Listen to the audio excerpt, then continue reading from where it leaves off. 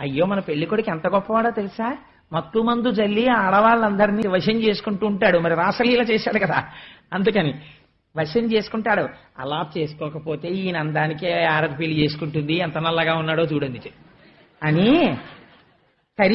కరి అంటే కర్రిగా ఉన్నారంటారు చూసారా, కరివా నేనెవ్వరు కామింటూరమ్మా, ఈ నల్లనాయని పెళ్లి చేసుకునేవాడు ఎవరందిటే.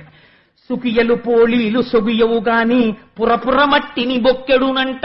చెగోడీలు జంతికలు పెట్టికెళ్ళి అక్కడ పెట్టి తినరా అంటే, అల్లుడా అంటే నాకు ఇలాంటివి పడవ మామగారు అని పెరట్లోకి వెళ్ళి మట్టి తింటాడు. అలవాటు కదా కృష్ణ భగవానుడుగా ఉన్నప్పుడు నోట్లో మట్టి పోసుకోవడం. అందుకని మన పెళ్లి కొడుకు ఎంత గొప్పవాడో తెలుసా, చెగోడీలు జంతికలు తిందమ్మా మట్టి తింటాడు. అందుకని పట్టె మంచము వేసి పమరింప పాముపై తాపోయి పవలించునంట. మామగారు అల్లుడు వచ్చాడు కదా అని మంచి పట్టె మంచం వేసి పరుపేసి అల్లుడు గారు పడుకోండి అంటే, అబ్బాయి ఈ మంచం మీద నాకు అలవాటు లేదండి అని పాముక్కి పడుకుంటూ ఉంటాడు. శేషుడి మీద పడుకుంటాడు కదా మరి. అందుకని అంబారి ఏనుగు అవతల కంపి బుల్లిగడ్డ మీద వయాలి కదలెడునంట. మంచి ఏనుగుని తీసుకొచ్చి అంబారీ ఏనుగు అక్కడ పెట్టి, అయ్యా పెళ్లి కొడుకు గారు అల్లుడు గారు ఏనుగు ఎక్కి మా అమ్మాయితో కలిసి అలా పురవీధుల్లో తిరిగి రండంటే, అబ్బెబ్బే నాకు ఏనుగు ఎందుకండి అని ఓ బొల్లిగద్దనెక్కి తిరుగుతుంటాడు. అంటే గరుత్మంతుడి మీద ఎక్కి తిరుగుతుంటాడని. వింత వేషములెన్నో వేసెడునంట రాసిక్యమిటిలుంచి రంగటులుంచి ఆకార సౌందర్యమరయుదుమన్న కనులు చేతులు మోము కాళ్ళు మొత్తము తామర కలికి స్థానము సుమ్ము. అయ్యా పోన్లేండి, గుణాలు ఇంత గొప్పవైతేనే పిల్లాడు అందంగా ఉంటాడనుకుంటారేమో, అసలు తామర పువ్వులు పుట్టడానికి స్థానమైనది ఎంత బాగుంటుందో మా పెళ్లి కొడుకు అంత రంగులో ఉంటాడు. అంటే బురద నల్లగా ఉంటుంది కదండి, తామర పువ్వు పుట్టే బురద నల్లగా ఉంటుంది, అందుకని అంత నల్లగా ఉంటాడు పెళ్లి కొడుకని. అందుకని ఆకార సౌందర్యమరయుధమన్న కనులు చేతులు మోము కాళ్ళు మొత్తము తామర కలిమికి స్థానము సుమ్ము ఈ అంటూ మన బాలకెప్పుడంటకుండా తామర సిరి కల ధన్యాత్మునకును. అంటూ ముట్టుకోకండి అంటుంటారు కదా, అలా మన పిల్ల చూస్తే అంత ఎర్రగా ఉంటుంది, అంత మంచి పట్టు పుట్టం కట్టుకుని ఎన్ని హారాలు వేసుకుంటుంది. మన పెళ్లి కొడుకు చూడు లోపల బయట కూడా ఎంత గొప్పవాడో. అందుకని ఈ అంటు మన పిల్లకి అంటుకుంటుందో ఏమిటో. ఈ అంటు మన పిల్లకి అంటుకోకుండా ఉండాలంటే మరి పిల్లని చేసేసుకున్నాడు, తామర సిరి గలవాడు ఇప్పుడు. అందుకని ఈయనకి కొంచెం శుద్ధి చేద్దాం, ఏం చేస్తారో తెలుసా, మీ అందరూ వడ్డనా పిల్ల రండండి అని నలిచి నల్లేరుతో నలుగిడవడను. నల్లేరు తీసుకురండి, పెళ్లి కొడుకోసారి మనందరం నలుగు పెడదాం. కందనీటను ఒడల్ కడుగంగవలెను. కందనీరు తీసుకొస్తే కడిగేద్దాం ఆయన్ని. గంధకలే పమ్ము కడుబు ఊయవలెను. గంధకం బాగా పేస్టులా చేసి ఈయనకి పూద్దాం, పూస్తే ఈ నలుపు విరిగిపోతుంది. వాడవాడల తిప్పి వదలంగవలెను. వాడవాడల తిప్పి వదిలేద్దాం. అంటే పెళ్లిళ్లలో సరదాగా ఉంటాయి కానీ ఒక చిన్న సరదా హాస్యం ఆడింది. ఆడితే ఈయన తరపున మాట్లాడే వాళ్ళు ఉండద్దండి, అందరూ అమ్మవారి తరపున ఉన్నారు అక్కడ. ఉండవలసిన ఆవిడే ఉంది ఆయనకి మాట్లాడడానికి. ఎవరు? నారాయణి.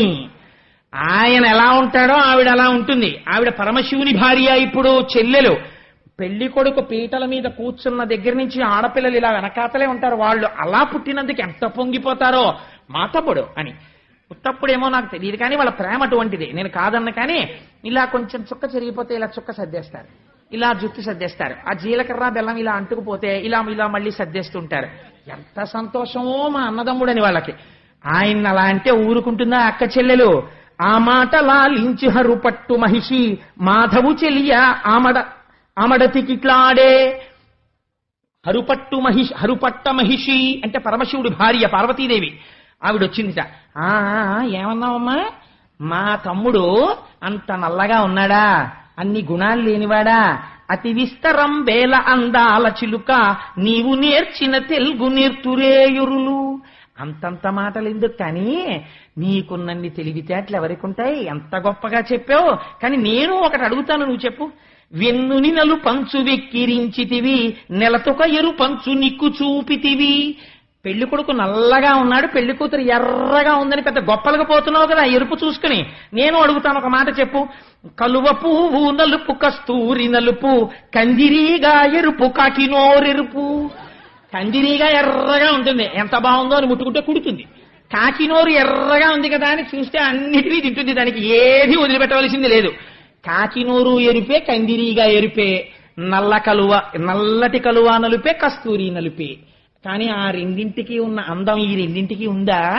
ఎర్రగా ఉంది, మీ పిల్లని పొంగిపోతున్నావు. నారాయణ తత్వం చల్లతనం అంతా నలుపులో ఉందమ్మా, నీకేం తెలుసు నలుపుకున్న నాణ్యం అని. కందిరీగా ఎరుపు కాకి నోరెరుపు, ఈ రెండు రంగులందే రంగు మెరుగో. ఈ రెండు రంగుల్లో అసలు ఏ రంగు గొప్పది? నలుపా ఎరుపా? మా పిల్లెరుపు అని గొప్ప అయిపోతాయంటే, మా పెళ్లి కొడుకు నల్లగా ఉన్న వాడే అసలు నిజమైన నాణ్యమైన వాడు అంది అమ్మవారు. అంటే సొడ్డు వేయుట కాదు సూటిగా చెప్పు. సొడ్డు వేసేయడం అని చిన్నత ఎంత గొప్ప మాట అండి, అది తెలుగు నుడికారం. పిల్లల్ని ఎవరు గబగబా తింటారో అంటే ముందు సొట్టేసేయాలి అంటే గబూవ తినేసి నోటి నిండా కుక్కేస్తానే, అమ్మా నేను సొట్టేసేసానంటాడు. సొట్టేసానంటే గెలిచేశానని బుట్టి కంచం మీద చెయ్యడతాడు. అలా సొడ్డు వేయుట కాదు నిజమునే పల్కు, ఏదో చెప్పేశానని చెప్పడం కాదు, ఇక్కడి నుంచి నిజం చెప్పు.